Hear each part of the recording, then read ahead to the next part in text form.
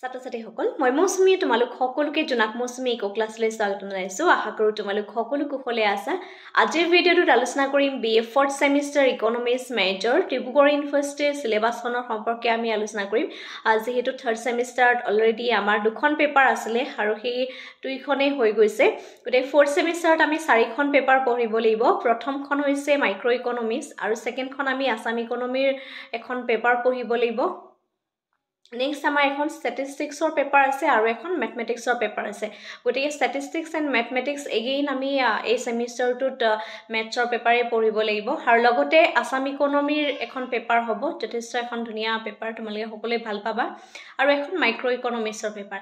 আজিৰ ভিডিঅ'টোত আমি এই চিলেবাছখন কেনেধৰণে আগুৱাই লৈ যাম এই গোটেইখিনি বিষয়বস্তু আলোচনা কৰোঁ আহা। প্ৰথমৰ পেপাৰখন হৈছে মাইক্ৰ' ইকনমিক্সৰ পেপাৰ। মাইক্ৰ' ইকনমিক্সৰ পেপাৰখনত আমি ফাৰ্ষ্ট ইউনিটটো পঢ়িব লাগিব consumer theory, preference and utility, examples of rational choice, utility, trade and substitution, indifference curve, utility, rational for specific preference, utility maximization and choice, indirect utility function, income and substitution effect of price change, Slutsky equation, compensated and ordinary demand curve, choice under risks, intertemporal choice and rival preference theory.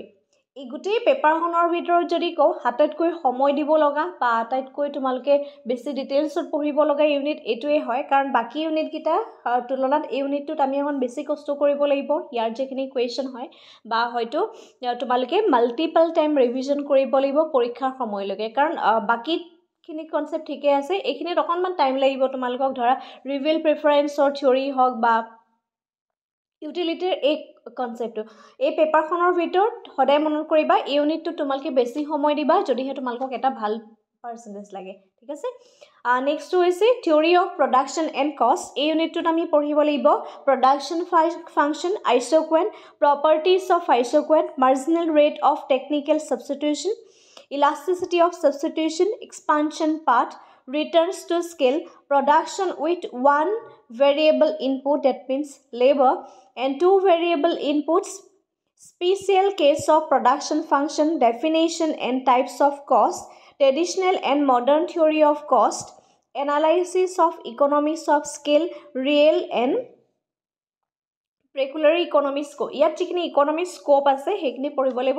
Ultimately ইউনিটটো ভাল হয় আৰু ইয়াত আমি production ফাংচনৰ যিখিনি আইচোকুৱেণ্ট হওক বা তোমাৰ expansion path, MRTS, marginal rate of technical substitution, এই কনচেপ্টখিনি আছে। গতিকে এইখিনি তোমালোকৰ ডায়েগ্ৰামো আছে, ডায়েগ্ৰামৰ লগতে কনচেপ্টটো আছে। আল্টিমেটলি এইটো ইউনিট তোমালোকে বেয়া নোপোৱা। নেক্সট হৈছে পাৰফেক্ট কম্পিটিশ্যন, আৰু পাৰফেক্ট কম্পিটিশ্যনত আমি এই কনচেপ্টখিনি আগতে পঢ়ি আহিছিলোঁ, ঠিক আছে। গতিকে তাতকৈ অকণমান আৰু ডিটেইলছত আমি কনচেপ্টখিনি পঢ়িব লাগিব।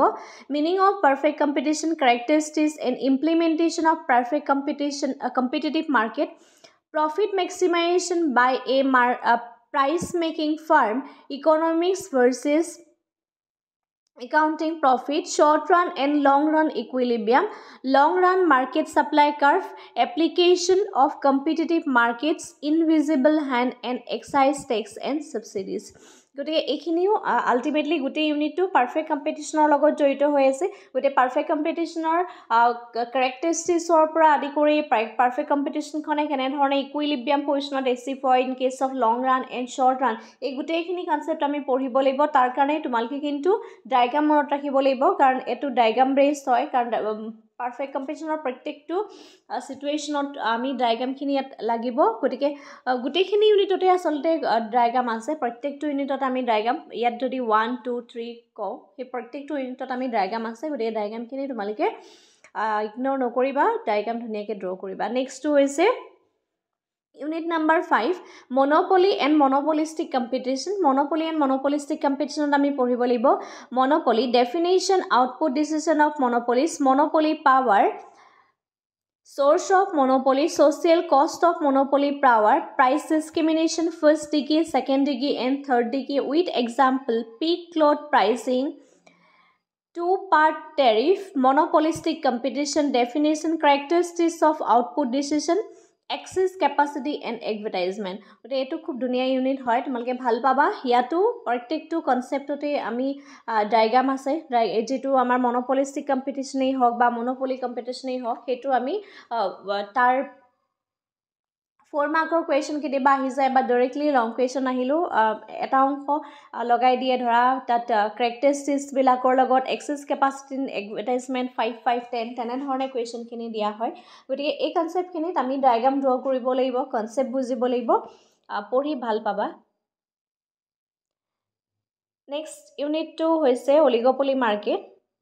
অলিগ'পলি মাৰ্কেটত আমি পঢ়িব লাগিব oligopoly, definition and features, short run pricing and output decision, Cornett model আৰু Burton model, Edwards model, Stackelberg model, King demand curve and collusive oligopoly, cartel and price leadership। গতিকে অলিগ'পলিৰ যিমানখিনি কনচেপ্ট আছে, আমি কাৰ্টেলছৰ পৰা আদি কৰি প্ৰাইচ লিডাৰশ্বিপ, এইখিনি broadly আমি আলোচনা কৰিব লাগিব।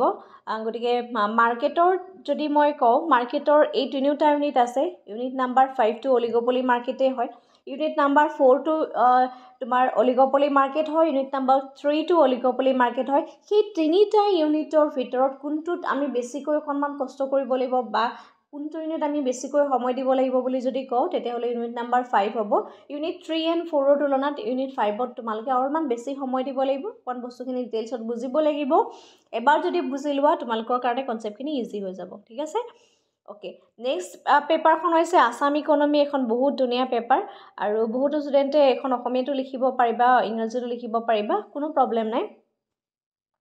আৰু এটা কথা কৈছোঁ, তোমালোকৰ এই যোনখন চিলেবাছ হয়, যিহেতু 4খন পেপাৰ আছে ন, আৰু আমাৰ বহুতো ছাত্ৰ ছাত্ৰী অসমীয়া মিডিয়ামৰ পৰা আহি পেলাই ইংৰাজী মাধ্যমত লিখিছে, হয়নে? আৰু প্ৰশ্ন বহুতৰ এইটোৱে হয় যে মিডিয়াম চেঞ্জৰ কাৰণে।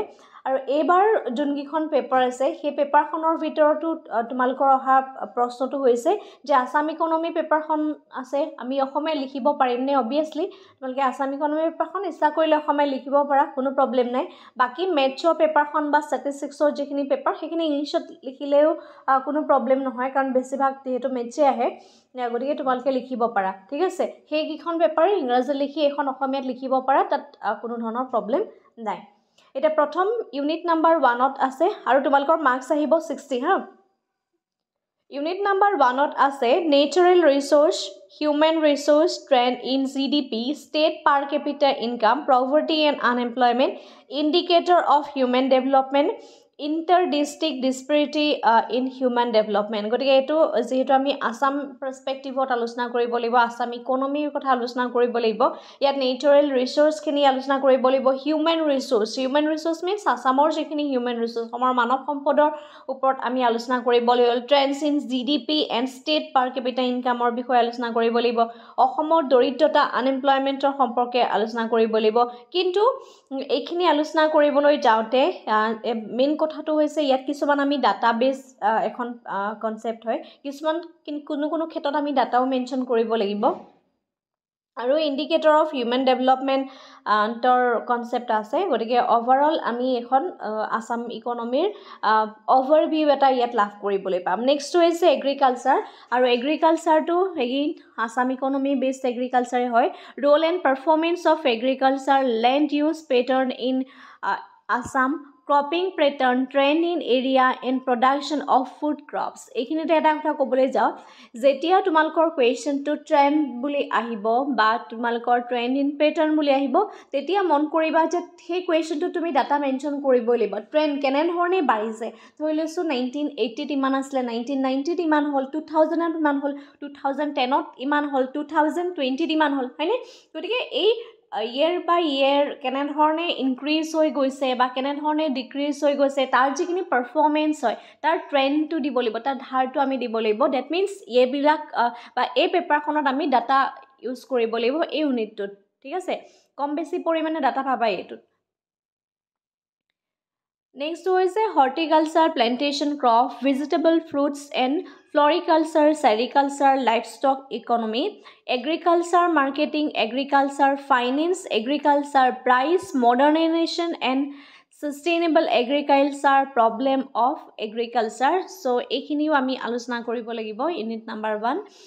ইউনিট নাম্বাৰ 3 ইউনিট নাম্বাৰ 2 আমি আলোচনা কৰিব লাগিব industry role and performance of industry sector industrial structure major MSME and cottage industry major industries of Assam policies and programs source of industrial finance problem and prospect of industrial sector so এইটো এটা unit হয় এটো ভাল unit ultimately যেটো তোমাৰ উদ্যোগিক খণ্ড সেই উদ্যোগিক খণ্ডটোৰ ওপৰত আমি আলোচনা কৰিব লাগিব বহুতখিনি এডভান্টেজ ডিসএডভান্টেজ আছে গতে সেইখিনিক লগত লৈ পেলাই লগতে যিখিনি তোমাৰ performance আছে সেইখিনি ইয়াত আমি মেনশন কৰিব লাগিব নেক্সট হৈছে ইনফ্ৰাষ্ট্ৰাকচাৰ দ্যাট মিন্স আন্তঃগাঁথনি transport and communication education health power irrigation policies and programs for infrastructural development আন্তঃগাঁথনি উন্নয়নৰ কাৰণে শিক্ষা হক স্বাস্থ্য ইয়াত ইকোনমিক এণ্ড সোশ্যাল দুইটা মানে আন্তঃগাঁথনিৰ কথা মেনশন কৰা হৈছে যেটো ধৰা হিয়াত হেলথ এণ্ড এডুকেশনৰ কথা কোৱা হৈছে so these are the social infrastructure and power irrigation transport and communication সেইখিনি হৈছে ইকোনমিক ইনফ্ৰাষ্ট্ৰাকচাৰ এই দুইটা ইনফ্ৰাষ্ট্ৰাকচাৰে আমি ইউনিটটো আলোচনা কৰিব লাগিব নেক্সট হৈছে ফিস্কেল ইস্যু কিন্তু ৰাজকীয়ভাৱে যিখিনি বিষয়বস্তু সেইখিনি আমি আলোচনা কৰিব লাগিব সোৰ্স অফ ফাইনেন্সৰ সোৰ্স বিলাক revenue and non revenue sources sharing of central taxes grant in aid and expenditure pattern again pattern বুলি ক'লে আমি ইয়াত ডাটা মেনশন কৰিব লাগিব ঠিক আছে গৰে আসাম ইকোনমি পেপাৰখন ভাল পাবা ভাল পোৱাৰ লগতে কিন্তু এই পেপাৰখনৰ আটাইতকৈ মন কৰিবলগীয়া কথাটো হৈছে এই পেপাৰখন তোমালোকে প্ৰথমতে নোটখিনি ভালদৰে প্ৰিপেয়াৰ কৰিবা কাৰণ এটা সিস্টেমেটিক ওয়েত তোমালোকে তেতিয়া লিখিব পাৰিবা আই হোপ খুব ভাল হ'ব এখন পেপাৰ কিন্তু এটা কথা মন কৰিবা যে কনসেপ্টখিনি বুজি পালেই লিখিলেই নহব পৰীক্ষাত মাৰ্কস পাবলৈ হলে টু দা পইণ্টত আনসাৰ লিখিবলৈ হলে কোৱেশ্চনটোৱে কি বুজাইছে হেতু ৰিপ্ৰেজেন্ট কৰিবলৈ হলে তুমি কিন্তু ডাটা দিবই লাগিব পৰীক্ষাত ঠিক আছে এনে ধৰা অসমৰ বিষয়ে আমি বহুত জানো গতি জনা কথাখিনিকে লিখি থৈ আহিলে বা এটো যদি ভাবা যে এখনটো বহুত ইজি পেপাৰ গতিকে মই যিখিনি বুজিছো বা নৰমাল পঢ়ি গৈছো গতিকে পৰীক্ষা লিখি পেলাই বহুত লিখি থৈ আহিম হেতু নহয় কিন্তু প্ৰপাৰ কে পৰীক্ষাত ভালদৰে মাৰ্কস পাবলৈ হলে তোমালোকে ডাটা লিখিবই লাগিব এখন পেপাৰ ঠিক আছে নেক্সট এখন পেপাৰ হৈছে স্ট্যাটিস্টিক যেহেতু তোমালোকে এবাৰ প্ৰথমবাৰ স্ট্যাটিস্টিক্স পাবা ইয়াত আমি প্ৰথমতে ইউনিটটো হৈছে measures of central tendency and their application mean median and mode measures of central tendencies কথা যেতিয়া আহিব সেই আমি আগতে পাইছিলো মধ্য মাধ্যমা বহুলক হয়তো তোমালোকে পাইছিলা সেই মধ্য মাধ্যমা বহুলকৰ বিষয়ে ইউনিটটো আমি পঢ়িব লাগিব আমি ৰেঞ্জৰ বিষয়ে পঢ়িব লাগিব quartile deviation mean deviation standard deviation measures of skewness and kurtosis concept of moments এই কনসেপ্টখিনি আমি ইউনিট নাম্বাৰ 1ত আমি পঢ়িব লাগিব হেতু হৈছে স্ট্যাটিস্টিক্সৰ নেক্সট ইউনিটটো হৈছে প্ৰবাবিলিটি আৰু এটা কথা ক'ব বিচাৰিছো স্ট্যাটিস্টিক্সৰ গোটেই পেপাৰখনত তোমালোকৰ যদিও ইউনিট নাম্বাৰ 1টোত আমি বহুত কিছুমান মেথছ পাম বহুত মেথছ পাম ইয়াত তুমি মিনৰ ক্ষেত্ৰতে হক স্ট্যান্ডাৰ্ড ডেভিয়েশনৰ ক্ষেত্ৰত এইবিলাক মেথছ বিলাক বহুত দীঘল কিছুমান মেথছ হয় গতিকে তাৰ আমি স্টেপ ডেভিয়েশন মেথড পাম ডাইৰেক্ট মেথডত পাম হয় না একটা শৰ্টকাট মেথডত পাম বহুতখিনি মেথড বিলাকৰ বহুত ফৰ্মুলা আমি পাম কিন্তু এই ইউনিটটোতকৈ তোমালোকে আটাইতকৈ বেছি গুৰুত্ব দিবলগীয়া ইউনিটটো মই প্ৰবাবিলিটি বুলি ভাবো কাৰণ প্ৰবাবিলিটি কনসেপ্টটো ভুল কৰিলে প্ৰবাবিলিটি গোটেই কোৱেশ্চনটো ভুল হৈ যায় 10 মাৰ্কস বা 11 মাৰ্কসৰ এটা লং কোৱেশ্চন যদি তোমালোকে বুজাত ভুল কৰা তেতিয়া হলে গোটেই কোৱেশ্চনটো ভুল হৈ যাব ম্যাথছটো ঠিক আছে গতিকে এইবিলাকত যদি তোমালোকৰ কিবা কাৰণত সৰুখুৰাকে তোমাৰ এটা দুটা ফিগাৰ ক্যালকুলেশনত ভুলো হৈ যায় তেতিয়াও তুমি যদি স্টেপ মাৰ্কিং পোৱা চান্স থাকে কিন্তু প্ৰবাবিলিটিত যদি কনসেপ্টটো ভুলকে লিখা সেই কনসেপ্টটো ভুলকে দ্যাট মিন্স বুজা তেতিয়া হলে তোমাৰ গোটেই ম্যাথছটো ভুল হৈ যাব কাৰণ ইয়াত ম্যাথছ প্ৰবাবিলিটিত ম্যাথছ টান নহয় ঠিক আছে প্ৰবাবিলিটি ম্যাথছ একেবাৰে ক্লাস 5ৰ লেভেলৰ স্ট্যান্ডাৰ্ডৰ ক্যালকুলেশন যেনেকৈ ধৰা 1 plus 13 plus 1 plus 13 এনে ধৰণৰ ম্যাথছে থাকিব তোমাৰ এনে ধৰণৰ ক্যালকুলেশনে আমি কাৰ্ডছৰ ম্যাথছ বিলাক এনে ধৰণে তেনেকুৱা বিলাকে থাকিব কিন্তু মন কৰিবলগীয়া কথাটো হৈছে ইয়াৰ যিখিনি টেকনিক হয় বা ইয়াৰ যিখিনি ট্ৰিক হয় বা ইয়াৰ যিখিনি কনসেপ্ট হয় সেই কনসেপ্টখিনি আয়ত্ত কৰিব পৰাটোহে প্ৰবাবিলিটি ইউনিটৰ আটাইতকৈ ডাঙৰ কথা গতিকে সময় দিবা প্ৰবাবিলিটিক এটো নহয় যে পৰীক্ষালে এমাহ থাকোতে প্ৰবাবিলিটি কোনোবাই বুজি পোৱা নাই আৰু এই মেথছৰ পেপাৰখনত যেতিয়া মই মানে ভিডিঅ'টো প্ৰভাইড কৰিছোঁ। এটা কথা মন কৰিবা, তোমালোকৰ কলেজতেই হওক বা তুমি যোনখন বুকছ পঢ়ি আছা সেইখনতেই হওক বা আমি যিখিনি আমাৰ কৰ্চত পঢ়াই আছোঁ সেইখনতেই হওক, মেথছৰ বা ষ্টেটিষ্টিক্স এনেকুৱা এটা বিষয় হয় য'ত আমি তোমালোকক বা এটা চিষ্টেম দেখাই দিব পাৰোঁ, তাৰ মেথডটো শিকাই দিব পাৰোঁ, ছেইম টাইপছটো শিকাই দিব পাৰোঁ। কিন্তু এইটো নাভাবিবা যে আজি তোমাৰ কলেজত তোমাক যোনটো মেথছ কৰাই দিছে, যোনখিনি ফিগাৰ ইউজ কৰিছে, ডেট মিনছ নাম্বাৰ ইউজ কৰি দিছে, বা তোমাৰ বুকত যোনটো উদাহৰণ আছে বা মই আজি ক্লাছত যোনটো কৰাইছোঁ সেইটোৱেই যে পৰীক্ষাত আহিব সেইটো নহয়।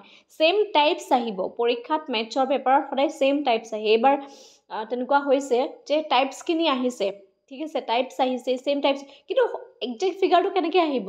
তোমাৰ কলেজতো সেইটো কৈ নিদিয়ে যে পৰীক্ষাত এইখনে আহিব, বা কলেজেও সেইখন পেপাৰ কটা নাই, আজি ময়ো সেইখন পেপাৰ কটা নাই, বা বুকছত যিখিনি আছে সেই গোটেইখিনি উদাহৰণো তোমাক পেপাৰত নাকাটে, হয়নে? গতিকে নাম্বাৰ সদায় বেলেগ আহিব, সেইটো মন কৰিবা। এতিয়া সেইখিনি কমন দিবতো নোৱাৰি, গতিকে সেইটো কমন দিয়া মানে যোনখিনি ষ্টুডেণ্টে একচুৱেলি মেথছটো মুখস্থ কৰে তেওঁলোকে মুখস্থ কৰি যায়, ভাবে পৰীক্ষাত এইখিনি আহিব, মই কৰি থৈ আহিম। সেইটো একেবাৰে মূৰ্খামি, বুজি পাইছা? গতিকে মেথছৰ পেপাৰখনত সদায় বেছিকখিনি বুজিবলৈ চেষ্টা কৰিবা, ঘৰত প্ৰেক্টিছ কৰিবা।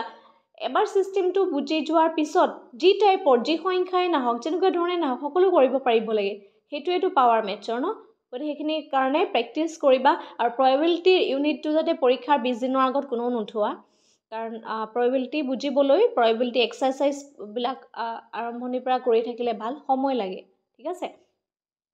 Next, probability, basic concept, classical and empirical definition, addition and multiplication theorems, conditional probability and independence of event, inverse probability, Bayes rule, mathematical expectation, probability mass function, probability density function, theoretical and distribution, binomial Poisson distribution, and limit case of binomial definition, normal distribution. Okay, binomial distribution আমি normal distribution, Poisson distribution এইখিনি probability distribution হয়। এই তিনিটা distribution পঢ়িব লাগিব।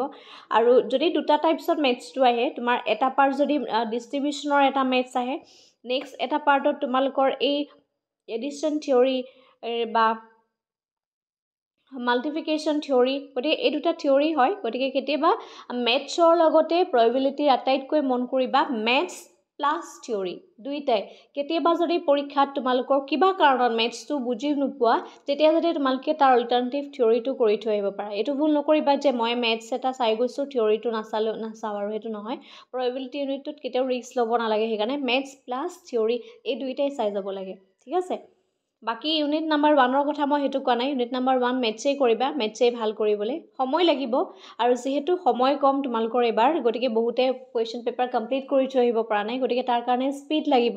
Maths ষ্টেটিষ্টিক্সৰ পেপাৰখিনি ঘৰতে যিমান পাৰা সিমান প্ৰেক্টিছ কৰিব লাগিব, কাৰণ প্ৰেক্টিছ কৰিলেহে তোমালোকে কম সময়ত পৰীক্ষাত লিখি থৈ আহিব পাৰিবা, ঠিক আছে? গোটেইখিনি সৰু সৰু কথা মন কৰিবা, যাতে 2 ঘণ্টা সময় তোমালোকে এৰি থৈ আহিব লগা নহয় কুৱেশ্যন, ঠিক আছে? কাৰণ এইকাৰণে কৈছোঁ, এই যিখিনি ইউনিট হয় সেই ইউনিটটোৰ বহুত ষ্টুডেণ্টে যদি ভালদৰে প্ৰেক্টিছ নকৰে, এটা মেথছে বহুত সময় খাই দিব তোমালোকৰ।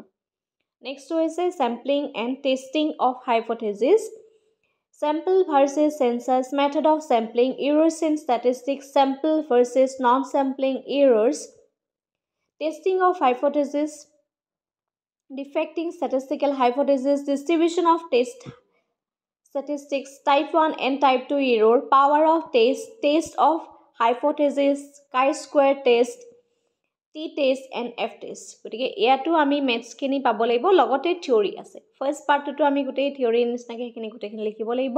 ইয়াৰ ভিতৰত chi-square test, t-test, f-testৰ এইখিনি সৰু সুৰা মেথছ আছে, বহুত বেছি কেলকুলেশ্যন নহয়, ঠিক আছে? ইয়াৰ কেলকুলেশ্যনখিনি বেছি নহয়, কিন্তু ট্ৰিকটো বুজিব লাগিব, ট্ৰিক আছে।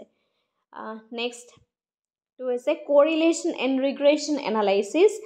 Correlation regression analysis or elementary analysis of linear correlation, convergence, scatter diagram, Spearman rank correlation, calculation coefficient of correlation, properties and method of calculation. But yet correlation or scatter diagram, calculation or rank correlation, Spearman or rank correlation, calculation or coefficient কোৰিলেশ্যন গতিকে এটা সহ সম্বন্ধ গতিকে এই কনচেপ্টখিনি maths আছে গতিকে মেথছৰ unit আৰু rank কোৰিলেশ্যনৰ মেথছটো অলপ ইজি হয় এজ কম্পেয়াৰ টু কালকুলেশ্যনৰ মেথছটো কাৰণ কালকুলেশ্যনৰ কেলকুলেশ্যনটো বেছি হয় কিন্তু ৰেংক কোৰিলেশ্যনৰ কেলকুলেশ্যনটো মেথছৰ পিছৰ কেলকুলেশ্যনটো কম হয় অলপ ঠিক আছে okay Next is the concept of regression line, method of least square, the coefficient of determinant R square, standard of estimate.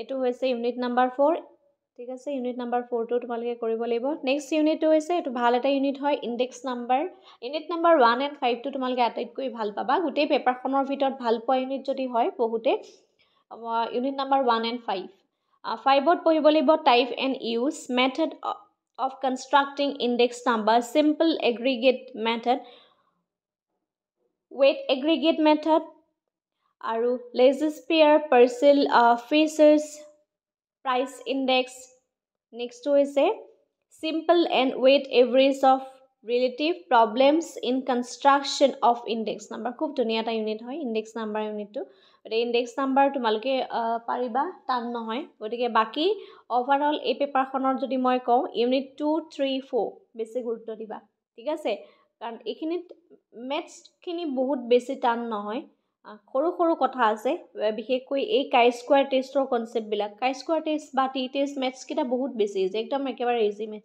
কিন্তু হেতু এটা মানে শেষৰ কনক্লুজন আছে সেই এতিয়া মই তোমালোকক কৈ দিব নোৱাৰো মেথছখিনি বুজালে গম পাবা যেতিয়া শেষৰ কনক্লুজনটো আমি লিখিব লাগে আৰু সেই কনক্লুজনটো লিখিবৰ সময়ত তাৰ বেসিক কথাটো আমি জানিব লাগিব মানে ঠিক আছে Next unit 2 hoise next paper khon hoise maths paper khonor difference equation first order difference equation and its economics application next to hoise derivative of function and several variable partial and total differential and economic application indifference curve analysis expansion path production function curve and analysis homogeneous function Euler's theorem Cobb-Douglas production function and its properties CES production function and its properties etc গটে এইটো আমি এই ডিফাৰেন্সিয়েশনৰ যেটো derivative parts তাৰ derivative পাৰ্টছৰ পৰা আহিব গটিকে এইখিনি কনসেপ্টত তোমালোকৰ সময় লাগিব প্ৰেক্টিস কৰিব লাগিব বিশেষকৈ গুটেই কনসেপ্ট গিটাৰ ভিতৰ CES production function and its property এইখিনি তোমালোকে খুব ধুনিয়াকে প্ৰেক্টিস কৰিব লাগিব বুজি পেলাই প্ৰেক্টিস কৰিব লাগিব তাৰ কাৰণে ডেৰিভেটিভ জানিব লাগিব ঠিক আছে এইখিনি আসলে প্ৰুফ কৰা টাইপত বেছি আহে পৰীক্ষাত বা এটা দুটা প্ৰপাৰ্টি এক্সপ্লেইন কৰিবলৈ আহে ঠিক আছে নেক্সট হৈছে unconstant optimization with one variable economic application unconstant optimization with more than one variable economic application discriminating monopoly and multi product monopoly ভাল question ইয়াতো মেথছ আছে গটিকে এখিনি আমি লাহে লাহে আলোচনা কৰিম ইউনিট নাম্বাৰ গুটেই পেপাৰখনৰ ভিতৰত তোমালকে ইউনিট 2 টোৱে বেছি গুৰুত্ব দিব মানে বেছি টাইম লাগিব একচুয়ালি আৰু বেছি প্ৰেক্টিস কৰিব লাগিব ইউনিট 2 আৰু আদাৰৱাইজ ইউনিট 3 টো এটা ভাল ইউনিট হয় নেক্সট হৈছে Lagrange characteristics using calculus বহুত এটা দীঘল প্ৰক্ৰিয়াৰ থ্ৰুৱেদি আমি মেথছটো যাব লাগিব মেথছটো কৰি ভাল লাগে কিন্তু এই Lagrangeৰ যিখিনি মেথছ আছে সেই Lagrangeৰ মেথছখিনি কি হৈছে বহুত লেন্দি হয় বহুত দীঘল হয় ঠিক আছে গটে তাৰ কাৰণে প্ৰেক্টিস লাগিব মই প্ৰেক্টিসৰ কথাটো এই কাৰণে বাৰে বাৰে কৈ আছো যেহেতু সময় কম লিমিটেড টাইমৰ ভিতৰত তোমালোকে পেপাৰখন শেষ কৰিব লাগিব গটে কম সময়ত তোমালোকে গুটেই পেপাৰখন ফিনিশ কৰি থৈ আহিবলৈ হলে ঘৰত কিন্তু প্ৰেক্টিস লাগিব ঠিক আছে Lagrange using calculus application consumers equilibrium and producer equilibrium next unit 2 is linear programming assuming formulation and solution by simplex method and duality in LP its economies interruption difference between the premial and dual okay এই unit টো আছে গটিকে 5 টো আমি কাম কৰিব লগিয়া আছে বা 5 টো তোমালকে সময় দিব লাগিব কিন্তু মন কৰিবা ইউনিট 2টো যাতে কোনো কাৰণতে এটা টপিকো স্কিপ নকৰা কাৰণ আহিবলগীয়া কুৱেশ্যন বহুত আছে ইউনিটটোত গতিকে ডিৰাইভেটিভটো আগতে পাই আহিছে গতিকে সেই ডিৰাইভেটিভটো আমি এতিয়া ইউজ কৰিব লাগিব ঠিক আছে এইখিনি আছিলে আৰু মেথছৰ পেপাৰ হওক ষ্টেটিষ্টিক্সৰ পেপাৰ হওক এইবিলাকক কেতিয়াও কমন নপৰে টাইপছবিলাক কমন পৰে মেথড কমন পৰে কিন্তু সংখ্যা কেতিয়াও কমন নপৰে ঠিক আছে আৰু বাকী আমাৰ যিবাৰ যোনটো কোৰ্চ থাকিব সেই কোৰ্চটোত মাইক্ৰ' ইকনমিক্সখন অসমীয়া ইংৰাজী দুয়োটাতে লাভ কৰিবা আছাম ইকনমি অসমীয়া ইংৰাজী দুয়োটাতে লাভ কৰিবা ষ্টেটিষ্টিক্সৰ যোনখন ইকনমি মানে পেপাৰ হয় সেই ষ্টেটিষ্টিক্স পেপাৰখন তোমালোকে অসমীয়া আৰু ইংৰাজী দুয়োটা মাধ্যমতে লাভ কৰিবা কিন্তু মেথছৰ পেপাৰখন কেৱল ইংৰাজী মাধ্যমতহে দিয়া হ'ব ডেট মিনছ 4খন পেপাৰৰ ভিতৰত 3খন পেপাৰ অসমীয়া ইংৰাজী দুয়োটা মাধ্যমত থাকিব আৰু শেষৰ যোনখন মেথছৰ পেপাৰ সেই মেথছৰ পেপাৰখন কেৱল কিন্তু ইংৰাজী মাধ্যমতে লিখা হ'ব ঠিক আছে আজিলৈ ভিডিঅ'টো ইমানেই ধন্যবাদ